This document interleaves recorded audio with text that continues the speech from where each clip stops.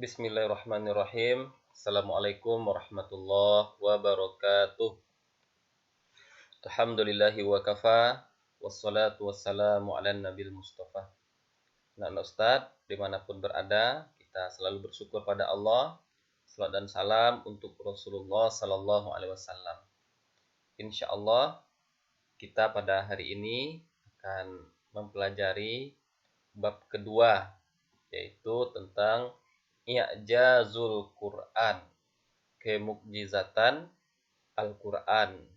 Alhamdulillah, di bab pertama kita sudah mempelajari tentang Al-Quran, definisi Al-Quran, dan juga definisi wahyu. Nah, sekarang yang kita bahas adalah tentang kemukjizatan Al-Quran. Ini kompetensi dasarnya.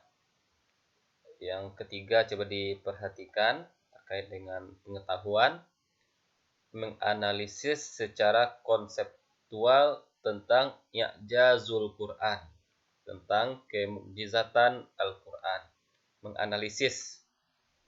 Dan indikatornya adalah siswa bisa menjelaskan pengertian i'jazul Quran. Kemudian dapat menyebutkan syarat i'jazul Quran. Bisa memetakan pembagian i'jazul Quran. Kemudian bisa mengidentifikasi macam-macam i'jazul Quran. Bisa menyebutkan contoh-contoh i'jazul Quran. Dan yang terakhir, siswa dapat mengkategorikan ayat Al-Quran berdasarkan macam-macam i'jazul Quran. Nah, coba anak Ustaz perhatikan al-kharitah al-dhihniyah, artinya peta konsep. Apa saja yang akan kita pelajari? Apa yang sudah harus tergambar di kepala kita tentang materi i'jazul Qur'anil Karim? Yang pertama adalah terkait dengan ta'riful mu'jizah. Ini yang pertama kita pelajari. Definisi mu'jizat. Yang kedua, syurutul mu'jizah. Syarat-syarat sesuatu bisa dikatakan mu'jizat. Yang ketiga, Al-Qur'anul Mu'jiz. Al-Quran yang penuh dengan mu'jizat. Dan yang terakhir, yang keempat adalah wujuhu i'jazil Quran. Bentuk-bentuk kemukjizatan Al-Quran. 4 hal ini yang akan kita pelajari. Definisi, syarat, kemukjizatan Al-Quran, Al-Quran yang penuh mukjizat, dan bentuk-bentuk kemukjizatan yang ada dalam Al-Quran. Sebagai mukadimah ini sangat penting untuk pengantar bagi kita bersama agar konsep mukjizat itu benar-benar tergambar dengan utuh dalam kepala kita. Inna likulli ummatin rasulan wa inna likulli rasulin aduwan yungkiru wa yukadzibu bihi. Setiap umat Allah kirim, Allah utus rasul. Dan setiap rasul pun punya musuh. Musuhnya ini mengingkari kenabian para nabi. Kemudian mendustai risalah para rasul. Ini musuh-musuh nabi seperti itu. Kemudian wa mannallahu likulli rasulin bimu'jizatin tu'ayyidu sidqa da'wahu. Maka Allah pun memberikan karunia kepada setiap rasul dengan mukjizat. Ini yang Allah berikan. Tujuannya apa? Tu'ayyidu sidqa da'wahu, untuk memperkuat kebenaran dakwah dan seruan rasul. Nah, tadi ada orang yang mendustai, ada orang yang mengingkari. Dengan adanya mukjizat diharapkan orang tadi bisa percaya, tidak lagi ingkar, tidak lagi mendustai. Kita lihat beberapa contoh mukjizat. Kamu'jizatil yadi wal 'asa li Musa alaihi salam. Seperti mukjizat tangan dan tongkat yang dimiliki oleh Nabi Musa alaihi salam. Tangan Nabi Musa bisa bercahaya, tongkatnya bisa berubah menjadi ular dan membelah Laut Merah. Kemudian wa ibra'il akma wal abras wa ihya'il mauta biidnillahi li Isa alaihi salam. Kemudian di antara mukjizat Nabi Isa adalah bisa menyembuhkan berbagai macam penyakit. Penyakit sopa, lepra, dan juga di antara mukjizat Nabi Isa alaihissalam ihya'ul mauta. Bisa menghidupkan orang yang sudah meninggal biiznillah, dengan izin Allah. Allati tatanasabu bi zurufi zamanihi. semua mukjizat para nabi itu sesuai dengan kondisi di zamannya. Di zaman Nabi Isa yang maju adalah masalah kedokteran, maka Nabi Isa bisa menyembuhkan. Kemudian di zaman Nabi Musa, hal yang memiliki perkembangan yang pesat adalah masalah sihir menyihir. Maka Allah berikan mukjizat untuk Nabi Musa yang bisa menandingi kehebatan para penyihir. Nah, kemudian kita lihat, wa ba'atsallahu Muhammadan sallallahu alaihi wasallam lin-nasi kafatan basyiran wa nadhira. Dan Allah mengutus Nabi Muhammad sallallahu alaihi wasallam lin-nasi kafatan, untuk seluruh manusia, bukan untuk orang Arab saja, bukan untuk orang wilayah tertentu saja, tetapi untuk seluruh manusia. Basyiran wa nadhira, memberikan kabar gembira dan kabar bertakut. Wa ja'alahu khataman nabiyyin wal mursalin, dan Allah menjadikan Nabi Muhammad penutup para nabi dan rasul. Wa ayyadahu bi mu'jizatil Qur'anil Karimil Khalid, dan Allah perkuat Nabi Muhammad dengan mukjizat yang abadi, yaitu Al-Qur'anul Karim, alladzi yatanasabu bi kulli zamanin wa makanin wa hal. Dan Al-Qur'an ini cocok untuk setiap zaman, setiap tempat, dan setiap keadaan. Dan juga cocok dengan kondisi Nabi SAW ketika diutus. Orang Arab, mereka adalah ahli sastra, maka Allah turunkanlah Al-Quran yang gaya bahasa atau balago atau sastranya luar biasa, tidak bisa ditandingi oleh orang Arab. Berikutnya coba kita lihat at-ta'ammul. Kita merenung, kita memperhatikan. Ini ada gambar janin ketika di perut ibu. Ini nanti kalau kita dalami, ini menunjukkan salah satu kemukjizatan Al-Quran.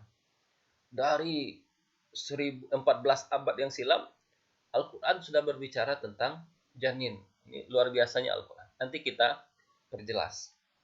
Jadi ketika melihat janin atau melihat orang yang hamil kemudian melahirkan, kita akan semakin merasakan kehebatan Al-Quran. Yang pertama kita mempelajari tentang ta'riful mu'jizah. Definisi mu'jizat. Al-mu'jizatu hiya amrun khariqun lil 'adah makrunun bit tahaddi salimun minal mu'aradati yuzhiruhullahu ala yadi rusulihi. Al-mu'jizat adalah amrun khariqun lil 'adah, perkara luar biasa. Jadi perkara urusan yang keluar dari kebiasaan, berarti perkara luar biasa.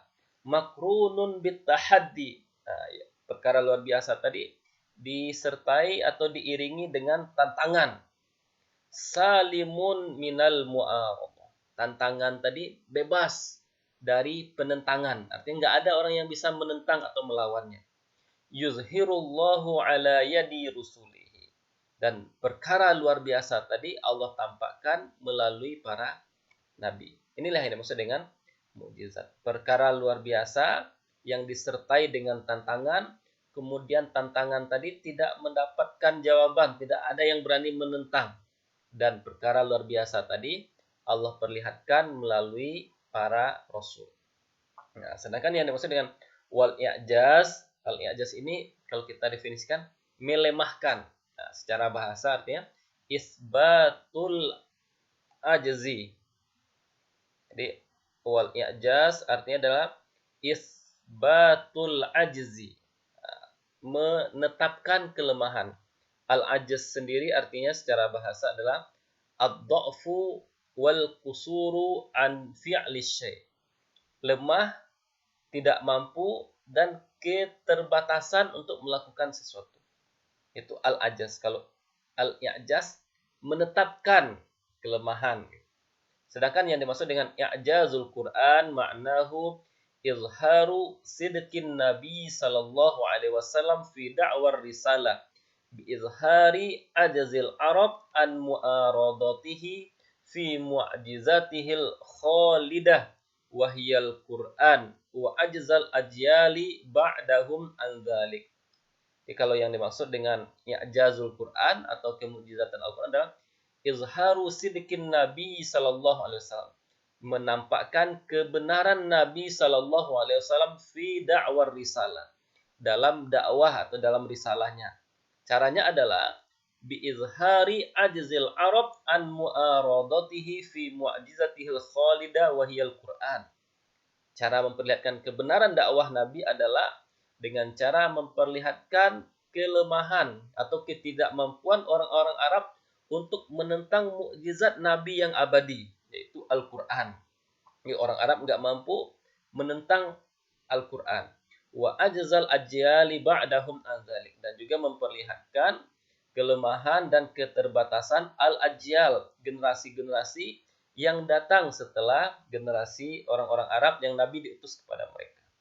Nah, ini yang dimaksud dengan kemukjizatan Al-Quran. Memperlihatkan kebenaran dakwah Nabi SAW dengan cara menampakkan ketidakmampuan orang-orang Arab untuk menentang atau menandingi Al-Quran. Begitu juga orang-orang yang datang setelah generasi Arab di zaman Nabi SAW. Ini definisi mukjizat. Kemudian, apa saja syarat-syarat sesuatu itu bisa disebut mukjizat? Dzakarul ulama'u anna lil mu'jizati syurutun khamsah wahiyah. Para ulama menyebutkan bahwa mukjizat itu ada 5 syarat, syurutun khamsah. Yang pertama, asyartul awal an takuna bima la yaqdiru alaihi illallahu rabbul alamin. Mukjizat itu tidak bisa dibuat-buat atau tidak mampu menghadirkannya kecuali Allah Subhanahu wa taala. Jadi yang mendatangkan mukjizat itu padahal pada hakikatnya adalah Allah, tapi melalui tangan para nabi. Jadi tidak disanggupi, tidak ada yang mampu menghadirkannya kecuali Allah Subhanahu wa taala. Yang kedua, antakuna minal umuril khariqati lil adati wa mukhalafati lis sunnatil kauniyah. Syarat yang kedua dari mukjizat itu adalah al-umur al-khariq lil ada, perkara luar biasa. Jadi al-umur al-khariq lil ada, perkara luar biasa. Wa mukhalafati lis sunnatil kauniyah. Dan mukjizat tadi di samping dia luar biasa, dia bertentangan dengan hukum alam, tidak sesuai dengan hukum alam. Kita lihat misalnya Nabi Ibrahim alaihissalam, sesuatu kalau dibakar akan terbakar, akan hangus. Tapi Nabi Ibrahim alaihissalam dilemparkan ke dalam api, beliau dibakar, justru api tadi tidak membakar beliau. Ini berarti sudah menyelisihi hukum alam. Itu mukjizat.